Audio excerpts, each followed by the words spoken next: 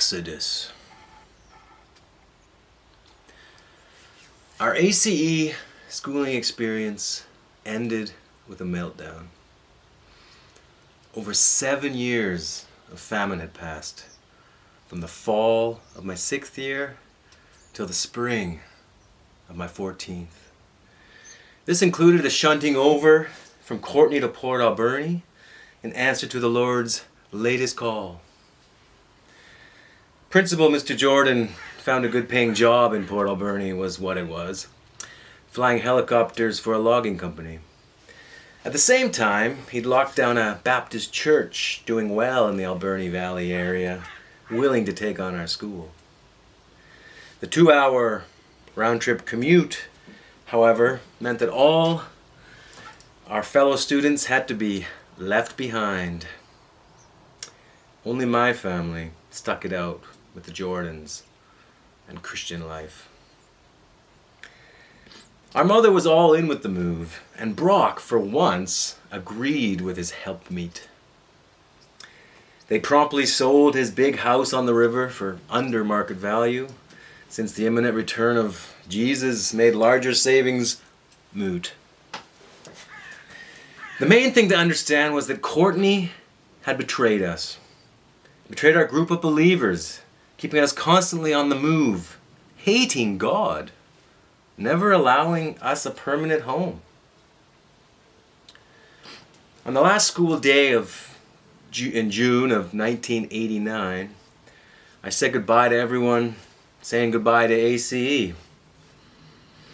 I noted that Jules of the ADHD had never looked happier. At almost 12 years old, I was certain the ache of leaving my friends would never go away. On the upside, Mr. Jordan offered my brothers and me a ride from Courtenay to Port Alberni in his work helicopter, a chance for us to explore our new city. Excitedly, we scrambled into the Huey, and to my delight, I got the front seat with its see-through floor. Banking sharply up the rocky walls of the Vancouver Island ranges, through our connected headsets, we discussed the lakes and cliffs below, and a surprising number of clear cuts. Animatedly, Mr. Jordan told us about his recent invention for harvesting standing stems by helicopter, now almost completed to patent. Previously unreachable old growth would evade the chop no longer. His flying machine flung us easily through the air. Clearing a tight pass over the range, without warning, he let the chopper free fall down the other side, laughing at our excited shrieks. A smile lit up his face. Honest joy filled his voice. It felt like a different Mr. Jordan altogether.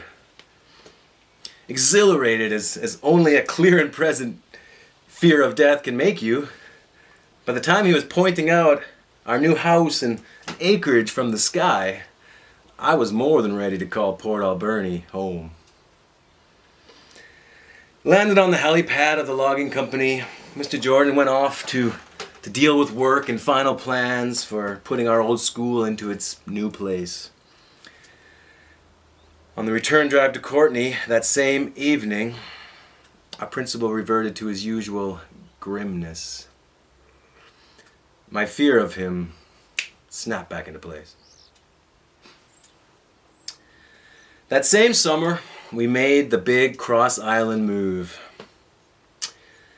Coincidentally, this geographical shift disrupted Romans and my burgeoning interest in being baptized.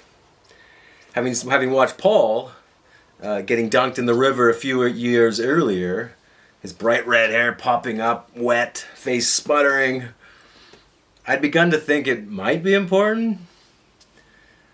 The tentative date we'd set got lost in the hustle of relocation, however. Never brought up again. My brief desire to get waterlogged in a suit was soon swept away by life's more tangible concerns. Our first year in Port Alberni, I met Antar. His parents had serendipitously encountered my mother at a Saturday morning garage sale. Inspired by her ravings, they'd gone ahead and signed Antar and his two sisters into Christian Life School. From the ashes of Courtney, a new beginning began with hope in Port. Alas, the transplanted school was soon beset by a resurgence of the usual pettifogging. By grace or free will, spankings or group shaming, the Trinity trumps or a singular divine spirit. Continuationism, speaking in tongues, a pouring out of the Holy Ghost, slain in the Spirit, the Toronto blessing, or cessationism, glossolalia, sacrilegious gibberish, blasphemous mockery, anathema. Differing theological conclusions tore friendships forever apart. By year 3 in Port Alberni, Antar and his siblings were taken out of the school. Meanwhile, Mr. Jordan was off flying helicopters a lot, and over time, our one true path to heaven got updated. Bible verses were no longer such an issue. A television set made a comeback into our house, and rock music was now okay, so long as the bands were Christian. Enter Whiteheart, Petra, and DC Talk. Fly, eagle, fly into the arms of Dr. Jekyll, morphing into Mr. Christian, passing through life's fiery minefield. We were new thing, heaven-bound freaks for Jesus. I began to feel cool for the very first time. A second-hand Commodore 64, purchased by Paul, further enriched our lives. Loading floppies with the help of a fast load, we willingly spent large chunks of time watching very little happen very slowly, and then taking turns on the joystick. Beating Spelunker became my specialty. Roman rocked Frantic Freddy whenever it didn't glitch, while Paul mastered the Spy Hunter loop. He had purchased the computer because he was curious about programming, and late into the night, he'd code basic animations and shooter games I loved to watch unfold. And then, 36 months into Mr. Jordan's rebooted Christian Life School, my family's exit commenced. It began with a simple question. "Your name?" demanded Mr. Gosling, a new parent monitor, when walking in on Roman play wrestling in the hallway with Bobby, a hyperactive younger kid. Overweight, prone to heavy breathing, what looked like the rear end of a rat adorned Mr. Gosling's upper lip. "And why do you need that?" Newly 15, hitting full-on teenager mode, Roman brushed the monitor off. "We're just goofing around," Bobby laughed, his eager face bouncing about. Mr. Gosling puffed out his meaty chest. To the challenge. "Your name!" He honked. "Must I inform Mr. Jordan?" "Brooklyn." Roman let him have it, grinning. "Take me to your office," Mr. Gosling decreed, his jowls quivering beneath beads of sweat dotting his forehead. "Show me Brooklyn's star chart and goal card."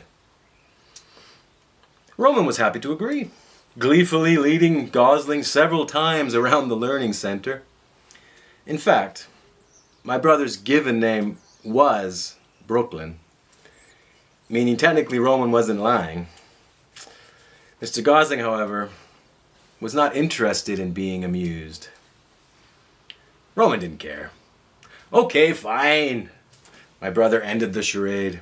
I go by Roman, my middle name.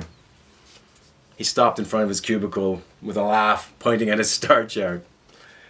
I watched Gosling's thick neck turn a fiery rouge. Slamming his hand in Roman's shoulder, he double-stepped him to Mr. Jordan's office. I followed at a safe distance. Deception and lies! I heard Mr. Jordan lament through the thin office door. And bullying, that's 3 whacks. No one was having any problem until Mr. Gosling came along, Roman stated, his voice going deeper. 4 spankings! Mr. Jordan upgraded his verdict. Deceit, assault, disrespect, and 1 for good measure. The door almost hit me in the face when Roman barreled through. His expression was pure revolt as he hustled for the nearest exit. Mr. Jordan blasted into the hallway a half-second later. Hold it right there! He bellowed with all of his lungs. Walk, and you're done! Fine! Roman yelled back, ripping his tie off and chucking it to the ground. This school sucks anyways! He launched a glorious bras d'honneur to conclude. Mr. Jordan's right temple pulsed its purple vein. He lunged after Roman, but my brother was already in the streets. Help! Help! He called at nearby houses. He's trying to kill me! That's it. You're finished. My principal ended it. Mr. Jordan! Our mother appeared from her lunch break. What is going on here? Your son is a bully. Mr. Jordan wiped sweat from his thinning hairline. Mom followed him into his office. Mr. Gosling pushed past me, looking like he needed a drink. In the end, Mr. Jordan was right about something. Roman didn't return to Christian life. Instead, he was moved over to Auntie Avonley's and our cousin's place in North Vancouver, where he was re-enrolled in a public school. The rest of us completed the ACE year with our mother continuing on as the junior supervisor. For the sake of the other kids, she insisted. Brock was the next to rotate out, maybe 3 months on. He and our mother had been lately broadcasting their fights at ridiculous volumes, and when Brock agreed with Mr. Jordan that Roman had deserved to be beaten, in a bout of clarity, Karen demanded a separation. No longer daddy, wasn't overly bothered by the whole end of marriage foo-fa-rah, agreeing to relocate into his own place without too much of a fuss. The rest of us stayed together like before, yet forever, never the same. I skipped Christian life with increasing frequency. My breaks were whenever. Lunchtime often meant just walking home. What's this? Mr. Jordan confronted me one time when I dared to leave my work cubicle without raising my flag.